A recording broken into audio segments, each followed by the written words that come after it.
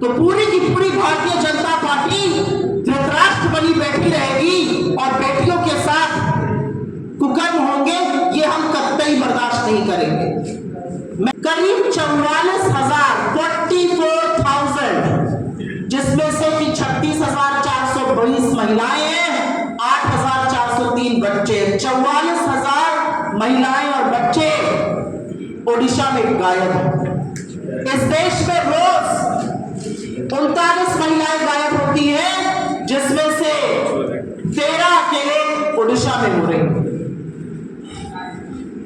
और क्या ये सिर्फ बीजेपी के वक्त हो रहा था और बीजेपी के बाद राम राज्य आ गया है? असल में 9 महीने की जो पिक्चर है वो और भी भयावह है। 9 महीने की पिक्चर में 20,000 से ज्यादा महिलाएं गायब हुई हैं, 1600 से ज्यादा अपराध हुए हैं महिलाओं के खिलाफ, 60 से ज्यादा गैंगरेप हुए हैं और क्राइम अगेंस्ट वुमेन में एनसीआरबी का डेटा है कि ओडिशा इस देश में नंबर 4 पर है। और ये वो मामले हैं जहां पर एफआईआर हुई है, जहां पर मुकदमा चल रहा है, कन्विक्शन रेट तो खैर बहुत ही कम है। ऐसे तमाम और मामले हैं जहां पर ना एफआईआर, ना शिकायत दर्ज हुई, ना मुकदमा चला, ना कोई छानबीन हुई, ना सच जानने का प्रयास हुआ। तो ऐसे में कांग्रेस पार्टी को क्या करना चाहिए? इस देश की आधी आबादी, ओडिशा की आधी आबादी के खिलाफ और खास तौर से दलित, पिछड़ी और आदिवासी बेटियों के साथ ये खतरनाक षड्यंत्र, ये हवस का गंदा नंगा नाच किया जा रहा है। कांग्रेस पार्टी को क्या करना चाहिए? मुझे लगता है हमें वही करना चाहिए जो अभी हम कर रहे हैं। मुस्तैदी से इस पे आवाज उठानी चाहिए और इससे बड़ा कोई मुद्दा है ही नहीं ओडिशा में। तमाम ऐसे मुद्दे जो हम उठाना चाहते हैं, लेकिन उन मुद्दों की क्या सार्थकता है, उन मुद्दों की क्या जरूरत है जब आधी आबादी के खिलाफ हवस का इतना गंदा नंगा नाच चल रहा है। और यह उस राज्य में हो रहा है जहां पर देवी सुभद्रा की पूजा होती है, यह उस राज्य में हो रहा है जहां पर उप मुख्यमंत्री महिला है। क्या सरकार के नुमाइंदे, क्या सरकार के लोग उन बेटियों के परिवारों से मिलने के लिए तैयार है जिनके साथ ये हैवानियत हुई है?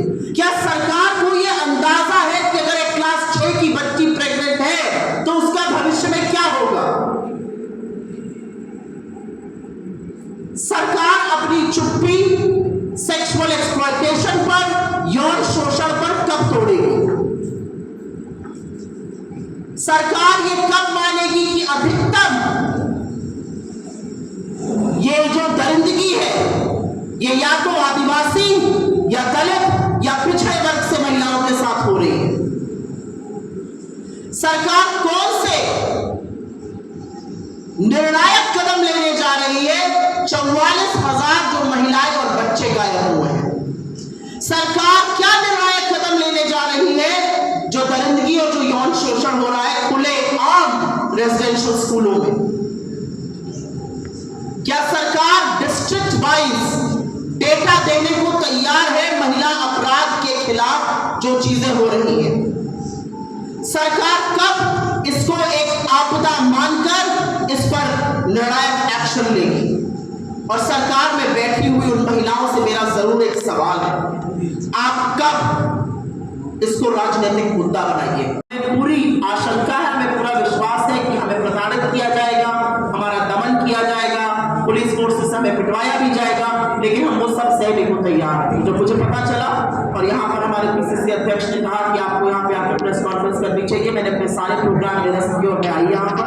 हमारा शीर्ष नेतृत्व भी हम लोगों ने उनको बताया है और वो आगे कब आते हैं, इसको कैसे उठाते हैं, वो तय करेंगे।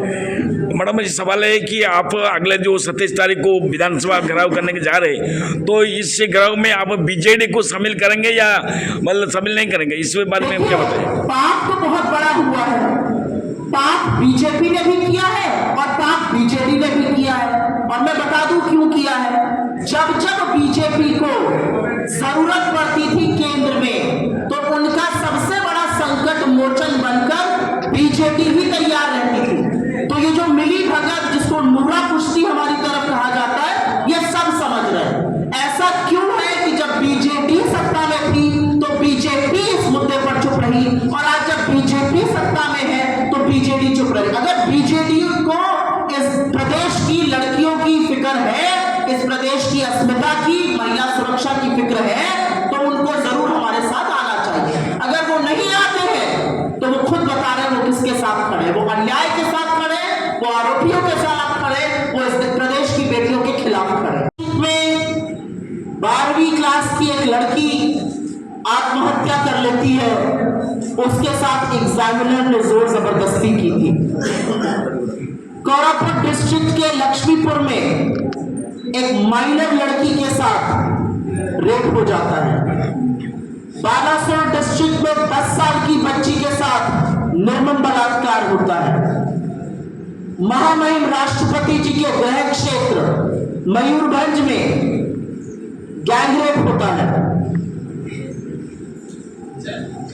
मलकानगिरी चित्रकोंडा में आदिवासी रेजिडेंसी स्कूल में रहने वाली क्लास 10 की बच्ची एक बच्चे को डिलीवर करती है।